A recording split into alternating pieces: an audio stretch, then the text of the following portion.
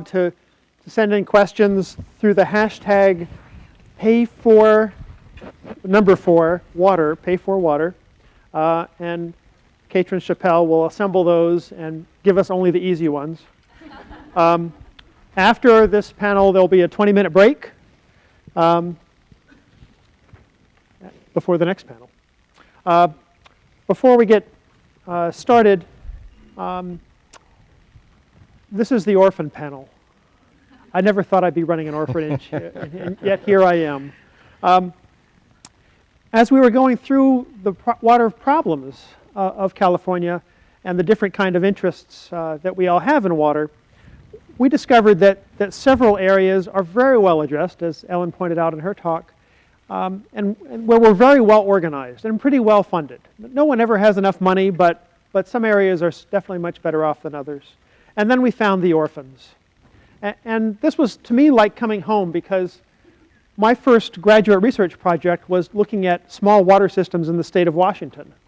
And when I was working on this problem and some early problems we worked on with nitrate at UC Davis, I discovered that those problems really haven't changed. Probably any state in the union and probably any place in the world for reasons that we can go into. But that we also have problems in flood control and stormwater and in integration. We all talk about integration. If we all did integration and funded integration as much as we talk about it, well, then we probably wouldn't have an integration problem. But we do, and so that's an aspect of funding. And as we started to look into these a little bit more, it occurred to me that these orphans that we have up here before you, who are going to auction off at the end, to raise money for the orphans, very much like real orphans, are really the product of sort of neglect of the larger familial organization, the larger community organization that we fall within. And so our financial problems in these areas really do reflect larger, I think, organizational problems, regulatory problems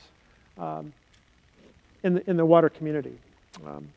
And so to me, I guess the ultimate question to address in the end is, how do we unorphan these functions over time and in the short run?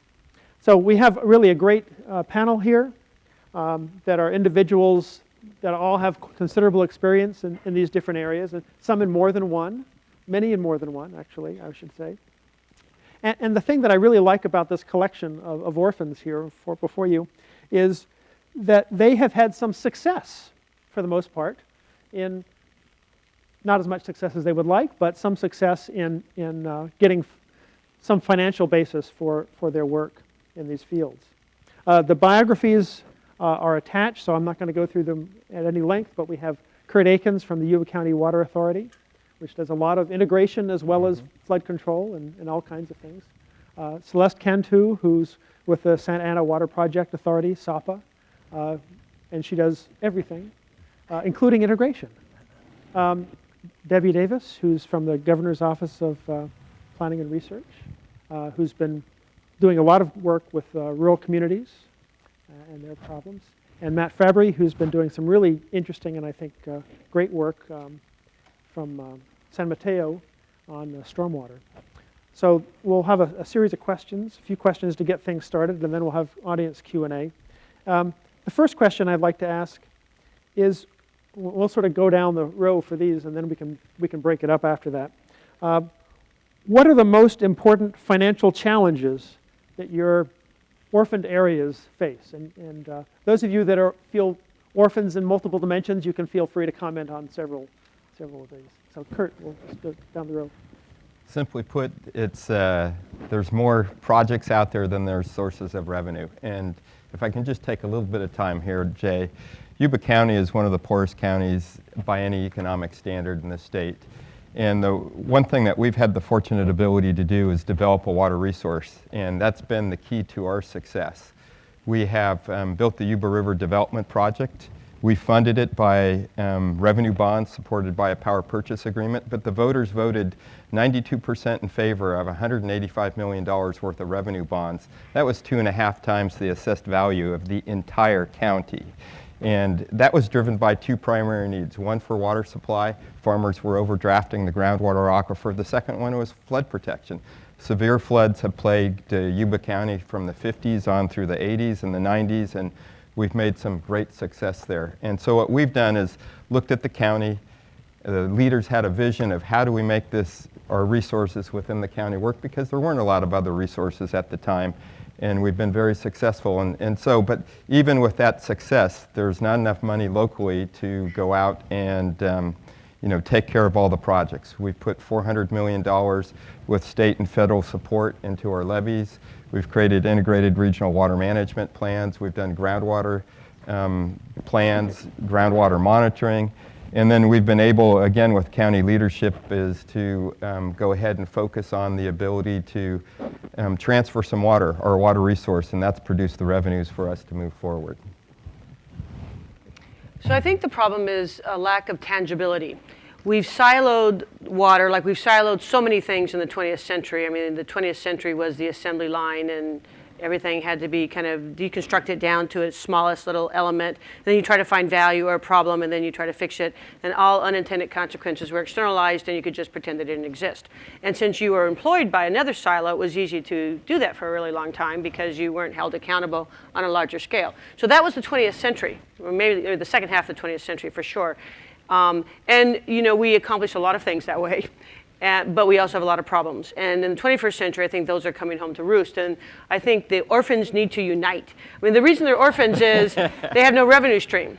And everybody says there's not enough money to go around. And the PPIC's done this wonderful report, and we really have a good understanding of where the money is. But the fact is, if we blow up these silos, and we really, what I always say is follow the drop, and we don't care where the drop resides, just follow that drop. And it is all these things that we're talking about. It has permeations through all of it. Then we're united. We have this one drop. And so then the revenue stream that we do have can go much further. And what we've been able to prove, we've been really challenged to prove this economically because we don't have a good protocol to give value to some of those intangibilities that are so important to our existence, such as the entire environment, the entire watershed, water availability, how we manage the drop in it holistically. We don't have good economic targets for those or labels for them. So it's hard to account for them the way coming from a siloed way of thinking. But if we were, in fact, to blow all those things up, and this is what we try to do at SAPA, there's a lot more money than we think we have because it's a lot cheaper to manage from that holistic point of view. But you're fighting the institutions, and you're fighting the regulatory structure, and you're fighting everything because you are really going against an institutional design that is much bigger than any one person's goal. When we talk to people, we think people get it. Mothers of three say, I don't want to pay a high dollar for my drinking water, and I don't want to pay a high dollar for my flood management, and I don't want to pay a high dollar for someone to take care of my waste flows. But I'm willing to pay once. I'm not willing to pay 3 times. You guys get your act together.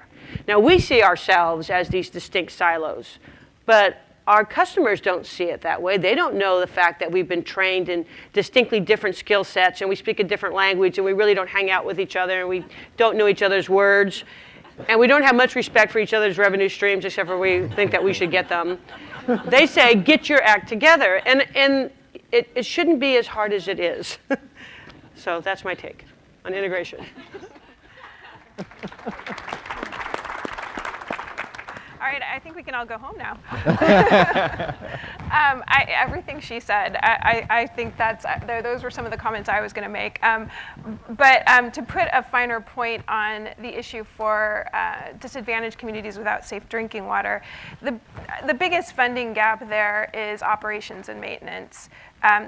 The reality is we probably have enough infrastructure dollars available, but we don't have the dollars in the ratepayer base to be able to fund paying those bills, to fund treatment and other maintenance and upkeep of the system, not to mention hiring and maintaining staff to operate the systems. So that gap, I mean, it's pretty basic, and again, it's a function of everything Celeste just said. We've drawn boundaries around certain communities, and they become a system, or people have, they build homes and they create their system, and it wasn't necessarily done in a rational way that looked at what's the best way to do this, what's the best way to fund it. It sort of evolved over time, which is the truth of our entire water system in the state. And so that's a piece that I think has many elements of solution. I think PPIC has done a wonderful job of outlining some of those options. And I also just want to say, in the first place, thank you, PPIC, for doing this report.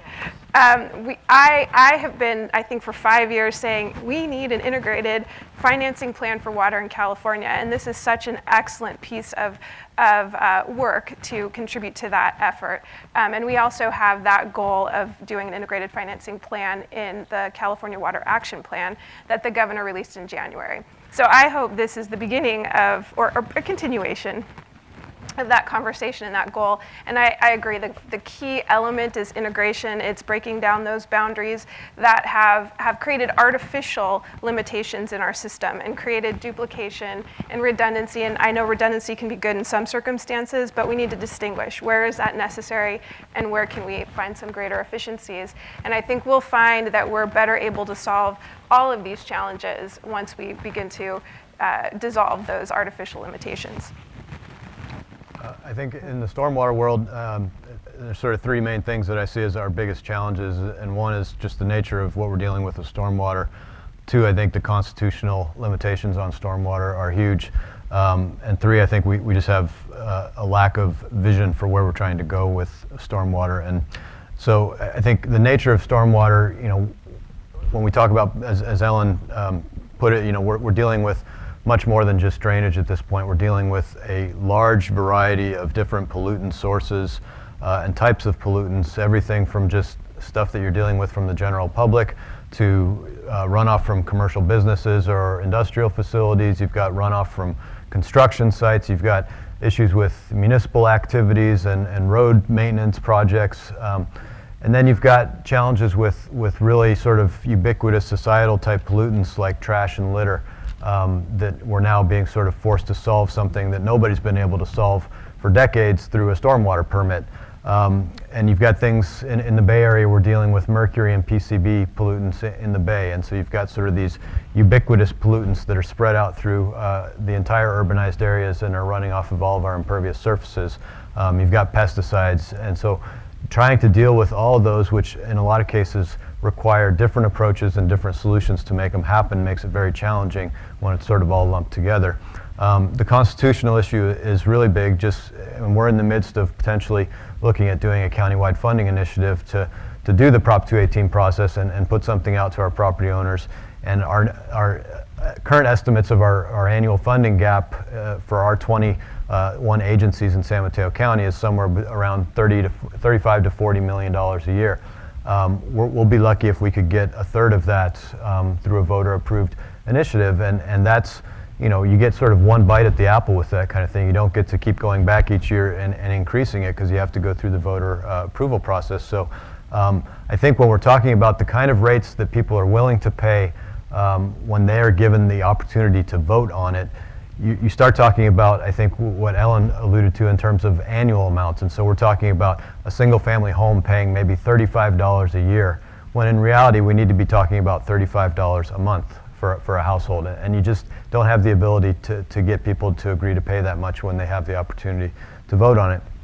And then the third issue in terms of the overall vision for stormwater, I think we really need to look at where do we want to go with stormwater. I think now that the drought is on everybody's mind, everybody's talking about, we need to treat stormwater as a resource and harvest it and use it to augment water supply, which I think is great, but it doesn't help us solve our pollutant issues. And so we need to come up with an integrated vision for what we're going to do with stormwater. And for the most part, I think what we're talking about to deal with the pollution issues and to do something that's more sustainable is we're talking about sort of reinventing our drainage systems from historically flood control based drainage systems into something where we're actually capturing water, infiltrating it in distributed systems throughout our watersheds so that you're helping to clean the water, replenish groundwater supplies, and at the same time we're going to be providing resiliency for impacts from climate change and changes in our precipitation regime and things like that. So we aren't really talking about that now, and when I look at the stuff that's in the proposed water bonds, it's not really getting to that integrated vision, and you see, legislators saying, okay, now we need to develop stormwater resource plans, and to be able to get this money, and none of that is connected with the regulatory permits. So we need to align our regulatory permits with the vision of where we want to go with stormwater, and have an expectation that it's going to be probably a multi-decadal time period for us to actually solve some of these issues and make changes. Particularly for some of the stormwater issues, and I think also for many of the small communities, these issues, I think, roll into land use. And there's been a historical siloing, if you will, of the land use authorities from the different water authorities. To what degree, if you're going to do integration, is it likely that we'll be able to integrate our water management decisions broadly with the land use decisions that often drive the flood control and the stormwater and the local water supplies? Yes. How? So there's been this prohibition that water people can't, step on the toes of land use people. And I don't exactly know where that came from, but land use was a sacred local thing, and because it was sacred, you couldn't step on it. I'm a land use planner, so that just seemed really ridiculous to me, and I knew that land use planners like to talk about these kinds of things. They are natural integrators. They're supposed to look at all the different things and figure out what the best deal to do is. So they're game. So at SOPAS, we went talking to all these people, and they're totally game, and they want to play, and they get it. They get it right away. But they say, our problem is with our elected officials. So then you go talk to all the elected officials, and they say, yeah, it makes some sense. I kind of see what you're talking about a little bit, but our problem is with the development community. So then you go talk to the development communities, and they say, yeah, we really got to get this right, because if we don't have water, we can't develop. And we know the development people, they see the connection. It's really salient for them. So we have this kind of mythology of what people need and want, and that's what's not integrated, is their perspectives. But what we've done in SOPA's area, in the Santa Ana River Watershed, is that we've inventoried all the land use, and we've inventoried all the groundwater infiltration areas that we really care about, prime groundwater infiltration. They infiltrate water into good aquifers where we want to put water, and we find out there's a big disconnect. Soon, we are endeavoring to grow again, and soon we will pave over that paradise, and we'll really be toast. So we've made this argument, and people really get it. And so now there's this robust discussion about, well, what can we do? Maybe the answer is LID. And we could accomplish a lot with LID, not everything. Some things, alluvial fans, some areas that are very prime, development areas, are also really prime groundwater recharge areas. And so some things we just have to say, this is going to be a park. And, that's all it can be. But we can make a lot of headway with LID.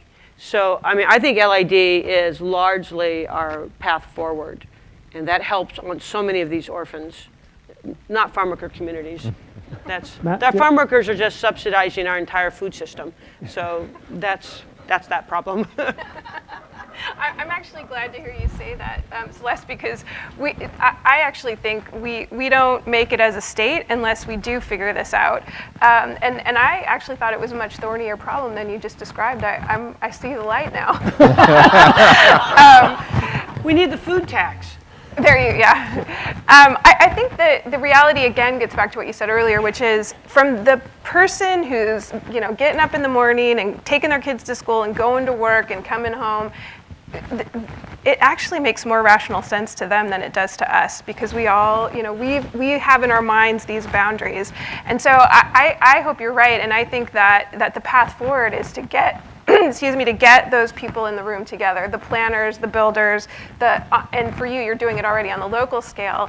We're hoping to do that on the statewide scale. OPR will be convening at some point when we get out from under the drought.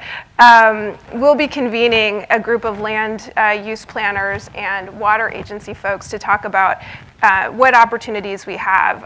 As you may be aware, there was some conversation about making water a required element of general plans. I don't know, frankly, what the best path forward is on that, but we definitely need to have the conversation, and we need to find the path forward, because for the individual in their household, these are entirely interrelated issues, and if we want to serve the public, that's what we have to do. Yeah, I think in the stormwater world, I think, especially in the urbanized areas, I think there is, distinctions between, land use areas and land use classes and where some of our biggest pollutant challenges are. And I think that that's something that we need to wrestle with. And you often have challenges, especially if you're asking people to vote to pay for something. They say, well, I live up in the hills and your problem is down here in the flatlands where all the pollutants are, so why am I paying for that? So I think we have to talk about that. But I think the big issue that I see sort of with the land use connection in the Bay Area, and where I think that we have great opportunities for stormwater, and I'm glad Celeste mentioned low impact development, and I'm thrilled that Ellen had a picture of one of our demonstration projects in her slideshow in Burlingame, is utilizing green infrastructure, as I mentioned, to sort of have distributed treatments throughout our landscape where you're capturing stormwater. And what we're seeing right now at the state level is trying to deal with climate change, is that there's a huge focus on greenhouse gas emission reductions, and the sustainable community strategies and the approaches that are being employed to do that is really focused on investing large amounts of transportation dollars into our transportation infrastructure to develop active transportation solutions that are really bike and pedestrian type improvements that are designed to get people out of their cars and hopefully then reduce vehicle emissions. So we have a huge opportunity to integrate green infrastructure and low impact development techniques with those investments. And in the Bay Area, the Metropolitan Transportation Commission is focusing their transportation investments. They're talking about $14 billion being invested over the next 40 years that's going to be strictly invested in priority development areas where we're trying to build high density housing around transit locations so that people have the ability to live and use transit and not have to get into their cars. And so if we're going to be investing billions of dollars into our transportation infrastructure with these active transportation solutions, we've got to integrate green infrastructure to manage stormwater and provide other benefits in terms of, you're getting carbon sequestration from additional vegetation and trees, you're having urban heat island benefits in terms of having shading over your asphalt surfaces and things like that. There's many well-documented benefits that come with green infrastructure. But right now there's no sort of discussion or inclusion of green infrastructure as a part of these investments. And to me, it's not only sort of helping to solve our water quality issues, but you're also, as I mentioned, providing some resilience within our communities for climate change. So at the same time that we're making these climate change investments to reduce greenhouse gas emissions, we're also providing resiliency at the same time. And there's a huge pot of money that we need to talk about in terms of the cap and trade revenue, and those cap and trade dollars are being directed towards sustainable communities implementation, and it's being focused on active transportation solutions. So I think what we need to do is get all the folks that are involved in sort of the climate change issues and have the different pots of money, whether it's urban forestry money or water quality money or sustainability sort of resources, and direct those to be integrated with how we're funding these transportation projects. Because right now the process, if you want to do one of these integrated green street, complete street, or what we call sustainable streets projects, is you usually have to go get separate transportation dollars from a transportation agency and then go out and try to find your water quality money. And they won't pay for each other. You can't use water quality money to pay for complete street solutions, and you can't use transportation money to pay for water quality solutions. So that's a real challenge, and so we have to break those barriers, I think, if we're going to gradually make this multi-decadal transformation of our drainage systems, which are our transportation systems. Curt, you come from a very different kind of county in San Mateo County. How do you see these issues? You have a lot of different kind of environmental problems, particularly in terms of aquatic species. There's aquatic species, but I think touching on flood protection a little bit is we've had a history of flooding, 1986, 1997, and one of the things that we have going for Yuba County is that the Yuba County Water Agency Board, which is basically water-related focus, has the 5-county Board of Supervisors on. And since I've been with the Water Agency in 1998, I've seen a real education that the Water Agency has been able to provide to the Board of Supervisors in an integration of how they think about how do we move the county ahead in land use planning. And the big issue is, in the past, flood protection was not that big of an issue. The Corps was going to come in and fix all the levees to a 200-year level of protection for $28 million.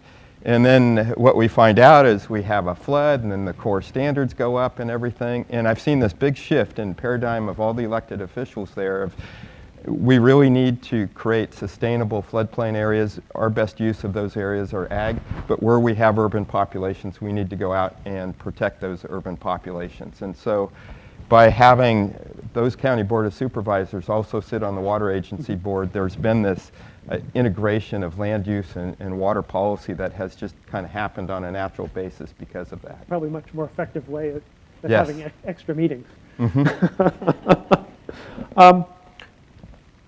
The next big question I have for you all is, what improvements could be made in state policy, since we're here in Sacramento, to help in the areas that you're concerned with?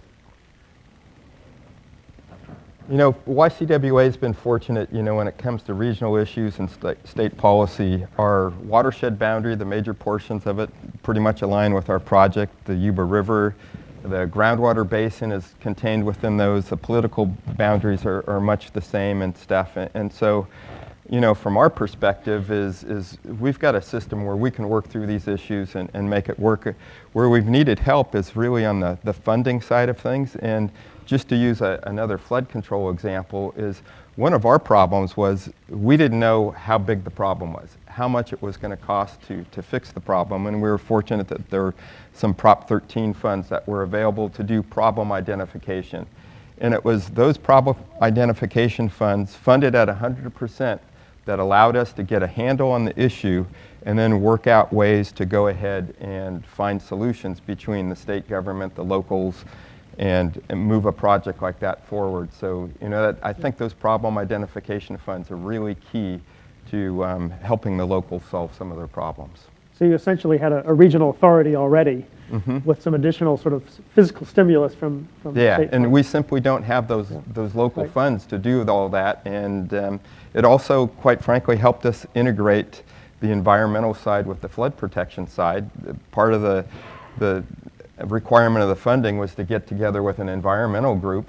And with those, it really led to a setback levy that on first review of the project, if you set back the levee in Yuba County, you got to set them all the way back through the delta, or you're going to pass your flood resource or issues on to the downstream entities.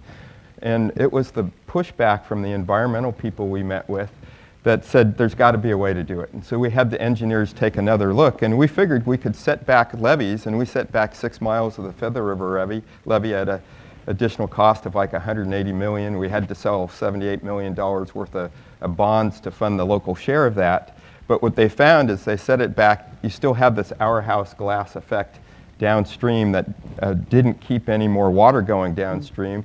We ended up with lower flood stage levels.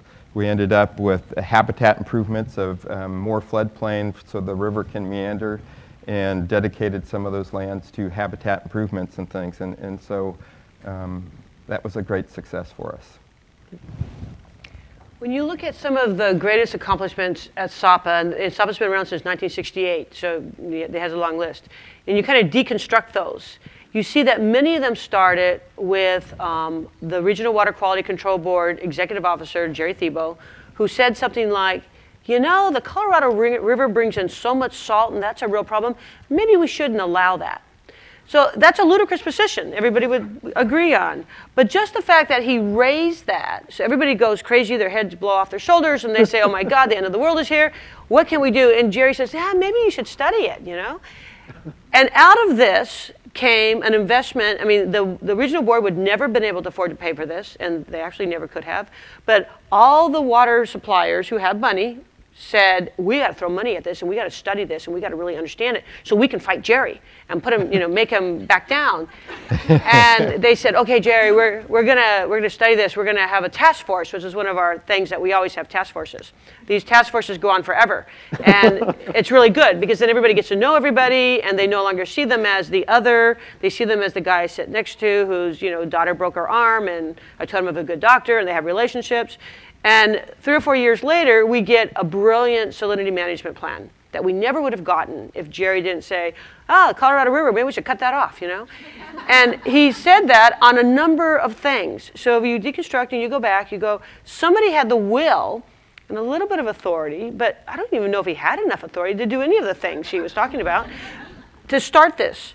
Now, it worked in the Santa Ana River watershed where you have critical capital. I mean, they do have concentration of capital, so they could put money at it and get really good science and really come up with something better. If it just throws people in a tizzy and there's really nothing they can do about it, well, that's really destructive.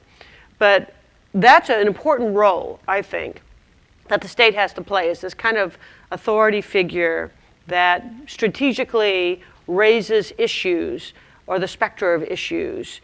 And where you have the capacity, you direct people then to respond and really tackle these defining problems that otherwise we keep our head in the sand around. And salinity management is one of them, but there's a long list. And we've got to start chipping away at this long list, or else we're not going to make it, folks. Under climate change scenarios, everyone's moving to California. So we've got to get it right. This is actually a tricky question for me because I can't exactly trump all of my colleagues in the state and say, well, this is what we should do. So just to be clear, I'm not speaking on behalf of the administration. But personally, I actually think the single most important thing we could do, well, two actually, but the first step is to manage for outcomes instead of for process. I think a lot of what we have developed over time it lays out the process, and then a lot of times we don't even go back and see if the process produced the outcome we were trying to get to. So that's step one, and then step two is, just like we're saying for everyone else, break down the silos. I have been to so many places in this state and heard horrible stories about how any one project takes 25 permits from 25 different state. I didn't even know we had 25 state departments and agencies that gave out permits. And so to be able to manage for those outcomes, to have our agencies aligned behind managing for those outcomes, and to have a rational process that tracks and makes sure that those outcomes actually occur. I think a couple things. In the stormwater world, I think the state has a big role to play in source control. And I don't think, I think we've had some successes, but I think that there's a lot more that the state can do in terms of dealing with some of these major pollutant issues that we have at the source, and either banning certain things, whether it's, I can't believe that we can't get a statewide plastic bag ban at this point, or pesticides. I mean, we have state agencies that are approving new pesticide products on a continual basis, and they're not always, looking to verify that these aren't going to have water quality impacts. And so we end up being the ones that are forced to deal with it at the downstream end when it's the most costly time to try to deal with it. So I think source control is a big part of what the state needs to do. I think this issue that I talked about of sort of integration of stormwater issues in our drainage systems with transportation and climate change, I think that the state needs to play maybe a more active role in that, and making sort of that integration happen, maybe convening the different players that are involved in it to start having these discussions. I think, especially in the Bay Area, I think that the Regional Water Quality Control Board needs to get involved in the transportation land use planning discussions that are happening under the Sustainable Community Strategy to make sure that the water quality concerns are being integrated with how investments are going to be made and direction in terms of all this high density development around transit. So I think those are the big issues, and then I think also, I think probably helping to create sort of the long-term vision of what we're going to do with stormwater in terms of treating it as a resource, harvesting and dealing with the water supply issues. What are we going to do with stormwater? But at the same time, how are we going to do that and meet our water quality goals? And I'd like to say that maybe the state can help create that vision, but in a certain way, I think the last person I want to develop that vision is the state. So maybe helping to work with the local agencies to develop that vision so that we can all have sort of a unified vision of where we want to go with stormwater. That's one of the things I think on all of these issues, all the water issues really, not just the orphans, is this all constant interplay between local knowledge, authority, and accountability, and sort of state authority and responsibility, and it's always a messy thing. I think we all pretty much realize that, and maybe we're just doomed to it, but we have to continue struggling with it as the problems change over time. Questions from the audience? Yeah. Get you a microphone. I'll hold the microphone for you. Would anyone in this room favor sand and gravel mining as a way of raising money and improving flood control? I'll take that issue on. That is like the common sense, intuitive answer for funding flood protection. But when you get into the environmental issues of the endangered species, spring run Chinook salmon, steelhead, their environment, the reds in the river and stuff, the common sense of just going in there and mining it, when you look into the details and the permitting and all that, just doesn't work. Now, that's not to say that there aren't certain areas that you can do that in. I mean, we're actually looking at a portion, we call it the Daguerre Alley, where we might be able to do some of that as a way of improving habitat and taking some of the mining revenues to help fund that habitat improvement. But in general, the concept is you go in and you have all the sediment in the river, you just remove the sediment, and then you have a way to fund the flood protection side of it. It can also create problems because you can expose sand layers and that will actually make the flood protection worse by creating a path for the water to come through the river bottom, through the levees, carry the foundation of the levee away, and then you have a failure of the levee. And so you have to be very careful about how you approach that. I think different parts of the state have different circumstances. I know Yolo County does a little bit of this, but I think they've mostly gone to off-stream gravel mining. Yes? You mentioned Yuba County. The Yuba district encompasses the important water assets. That brings up the question of regional, local authorities which encompass water assets as opposed to the current situation where you have dozens of authorities dealing with a single aquifer. And I wonder if any of you have any suggestions about how to affect kind of a unitization of authority related to the water assets themselves. Well, I tell you, I just feel very fortunate because we have alignment of those major resources and items.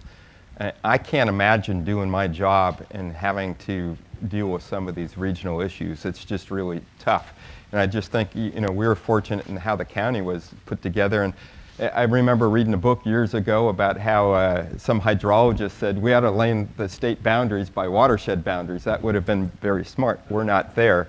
And so we have a lot of those issues, but it's a challenge to do the work we do by having a pretty distinct boundary within our political boundary. And I just can't imagine how you do it with these other areas, other than when we work with the environmental agencies, other entities. It's all about relationships. It's developing a good relationship and working through the problems, but it's just that much tougher to do.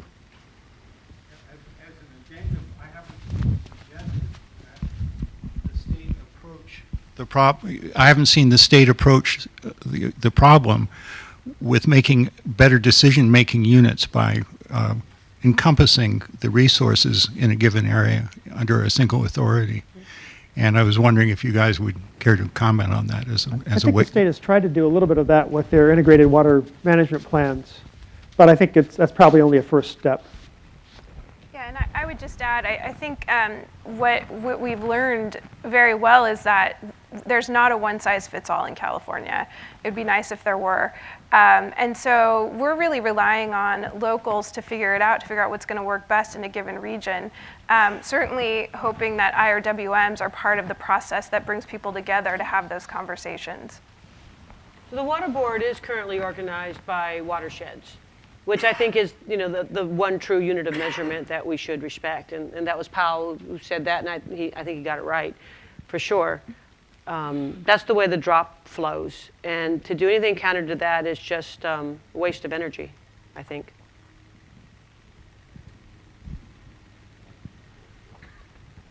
Both in the report and Celeste, you've also mentioned it. You talked about the importance of integrated and regionalization.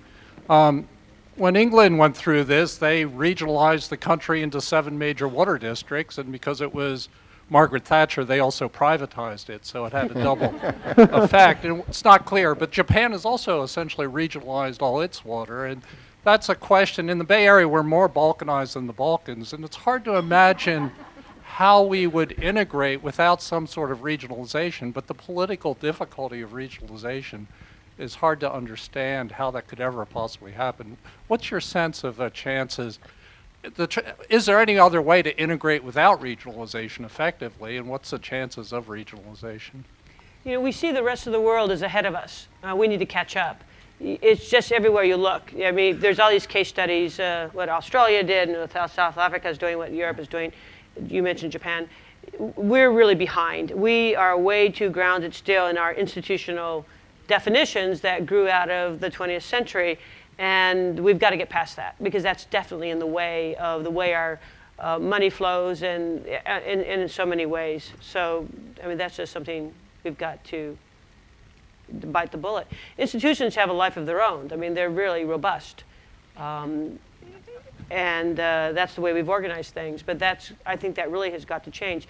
There's no doubt in my mind in the future, and I don't know how far in the future this is going to be, but all of our natural resources will be organized by watersheds. There'll be one entity that does what we think of as all the different water-related, water resource activities. It'll be one entity. And this is exactly the way everybody else has gone in the rest of the world. So it's just a matter of time. And I just want to, I actually hope too that we figure out how to make to leapfrog ahead, because in the process of doing all this, we should also be thinking about how we integrate land use and water, and land use and energy and water, and land use and energy and water and food. And again, I think if we go back to the individual in their household, there are very rational and reasonable solutions, and I hope that the reason at some point prevails over the irrationality of institutions.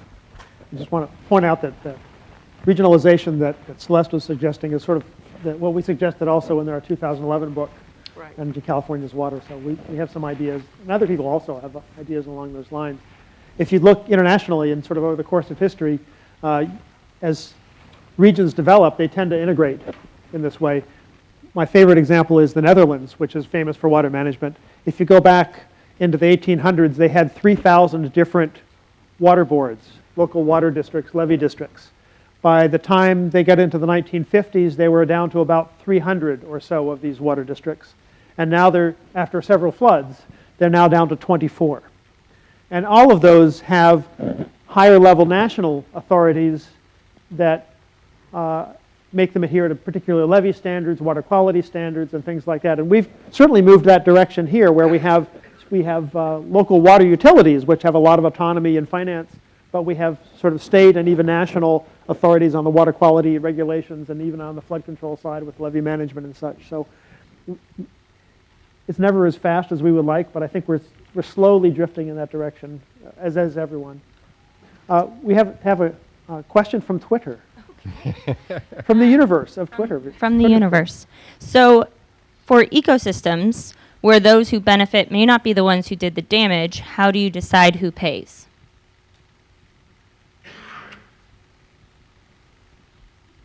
That's the big question. You know, I'll take that on. I think, if you look at Yuba County, the major damage that was done in Yuba County was the gold mining. It just devastated the county, and the resources introduced mercury into it. And that devastation went all the way down into the Bay Area and the San Francisco Bay and the estuary. I think that's just a classic case where some sort of statewide funding needs to be created to address those types of ecosystems problems. Now, as a operator of a hydroelectric project, yeah, we have responsibility for taking care of the impacts our project takes on the system and improve it, and we've done a great job there, and we'll do more work there. But when it comes to these broader issues, I think you have to look for a broader base of funding. Anyone else? It's a tragedy of the commons issue, and that's an old problem. So, who pays for the commons? Additional questions? Yes. Hello. I was thinking of, about 10 years ago, we all thought that the health system in the U.S. was totally broken, and what they did is they tried to take a system that was broken and kind of incentivize better performance. So just from the group, I'm thinking about kind of carrots and sticks from different institutional levels, federal, state. I mean, it's a big problem, and the players are diverse, but like, what would be an approach to incentivize better integration, or does it take more of a stick? Well, that's why they always say the carrots and the sticks go together. Yep. You really have to have both. You can get a lot with carrots, but you've got to have at least the shadow of the stick, if not the actual stick. I mean, one of the things that I really worry about is we are underfunding our state and federal government staffs. And we're underfunding them at our peril. And I'm speaking now as a local regional person. You're going to get what you pay for. And we need high quality direction and vision and decision making. And if we're not paying for that, we're not going to get it. And we will suffer that. I mean, a lot of people think we'll starve them to death and they'll go away. You know, that's really dangerous, really, really dangerous. So when we talk about, I mean, I think the state's also an orphan. At least the state water board is an orphan. You know, they need more money to be able to do the great work that they're capable of doing. So that's really. So should there be a water fee for? Toilet tax and faucet fee. Yeah, that's my favorite ones. Yes, in the back. I just have a question for the panel. Maybe this is the elephant in the room. Association of California Water Agencies has just finished one document on groundwater, and we're working on a second on headwaters. What's became apparent in both of those is that whatever happens on the surface of the land has an influence on surface water and groundwater. So the land use connection is I've described it as akin to being a mural on a wall in a gymnasium. We all work really close to the mural and paint it, but if you walk to the other side of the gymnasium and turn around, you see the picture. And what I'd like to pose to you now is the elephant in the room is the source of most of the water in the state of California comes from the upper watersheds. And I don't refer just simply to the Sierra Nevadas, but the Cascades, the Trinity Alps, and in Southern California. There's a huge disconnect there on funding. And what we just saw last year was the largest wildfire we've ever had in the Sierras, 250,000 acres, and 25% of the Tuolumne watershed basically wiped out. That's the precursor to what we'll see ahead in climate change. There is a state responsibility, clearly, in getting the federal government to spend more money. How do you integrate that at your local level? And I think Celeste probably already knows the answer. Well, all watersheds have a headwater. And the value of looking at the world in terms of watersheds is you integrate that headwater activity with the valleys. And traditionally, you see waters coming, they start in the headwaters. That's why they call them the headwaters. But the economic activity that uses that water is generally in the valleys. So you can't, I mean, what really concerns me when we look at organizing our water dollars in ways differently than watersheds, and you artificially cut a line by county line or any other political line that's artificial, is you do divorce that headwater activity with the valley where the water's used. And I think that's really a dangerous strategy. If we were true to our watershed definitions, all of those headwaters that you speak about would be incorporated. One of the things that I think is dangerous is when we look at how California has become great and economically very strong, part of that is because our water belongs to everybody. We look at our water as a resource that is owned, legally owned, by every member of the state of California. So it's not owned by this location or that location. You know, water rights, people get really confused about it, but in fact, the drops are owned by everybody. And it's incumbent upon us as a state to look at how we put that water to the most important use. And there's environmental uses, and there's agricultural uses, and all kinds of uses. But it's what has fueled the economic activity in the state. So when we see a lot of the water generates in the upper watersheds in the mountains in Northern California, but it gets used in Southern California. A lot of people don't like that idea, but that's what has raised the economic strength of this state together. And that's a good thing. We could do a much better job of it. And we are learning that we absolutely have to do a much better job, and I think we will. But the idea, I really always want to caution people, you can't say water is owned, you know, where people think where the snowflakes fall and pile up for the longest time. it's owned by everybody in the state of California, and we've got to do a better job of managing it. And if I can just add too, getting back to that person sitting in the, on the sofa in their living room, one of the challenges too is educating people, because from that vantage point, it's not entirely clear that the water came from that upper watershed, or that there's water underground that's also part of the general supply. And so one of the things that I think is a loss that we have had in our system, and it comes back to the financing issue, is we used to have a really thriving set of watershed programs at the local level, and a lot of those have lost their funding sources and have just disappeared. But that was a lot of where that person on their couch and their kids in their classrooms were getting that kind of information and understanding about the place they live and how that one water drop moves through all the places that that are part of their watershed. And I think that's really key. Stephen Moore at the State Water Board talks about we have a dysfunctional relationship with water. And he describes what is a dysfunctional relationship, and it's just spot on. And our grandparents or great-grandparents did not have a dysfunctional relationship with water. I mean, my great-grandparents, great-great-grandparents, they living here, they pumped their water. They knew they had to keep it clean. They know that they had to husband it and make sure there was enough for the stock, etc. Nobody knows that anymore. Not even water resource managers actually understand the plumbing of the Delta, all of them. The most important thing after air, our water and its delivery system in California is not understood it is understood by a handful of people in this state. And that water ethic, where your water comes from, how much you use, what you put in it, where it goes after you use it, does not exist. And so I think one of the things that before we can make really smart decisions and ask our voters to vote on really important issues, is they've got to know those 4 things. And I blame the water districts largely. They've said, we got you covered, we'll take care of you, we got you covered. And that has made people forget where their water comes from. And all they know is they have automatic payment, they pay a certain amount of money, it's not that much, goes out of their bank account every 2 months, and they turn on water and it's always there. So until we get this water ethic, we're not going to be able to ask people to be able to pay more or make better decisions.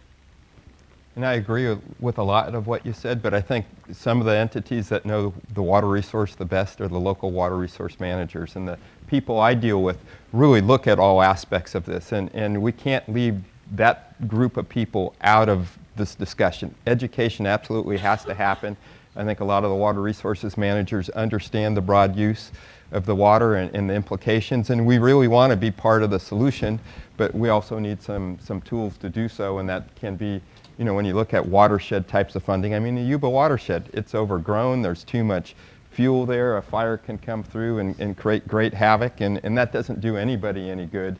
And I think part of the solution is to work with the Forest Service, because I think you can get back to some policies of having some sustainable harvest that then is integrated into producing a healthier watershed and using that as a tool. And that's just one of many ways, and maybe there's some other funding to do that. But it's really difficult to get all the disparate perspectives of what should be done in the watersheds when people don't really understand it that well. And I think we just have this great divergence of perspectives that have created a more difficult problem here to solve. I guess I tend to agree that the education is always probably the most important thing in these kind of discussions.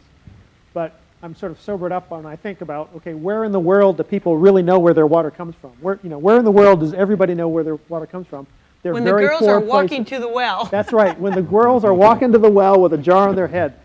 This is I think a reality of modern civilization, that most of us don't know most things about the context that we live in, and we're always going to be battling this forever. So I think we should probably end on time and take a break for 20 minutes until the next panel. Thank you all very much. Thanks for the panel. Thanks for the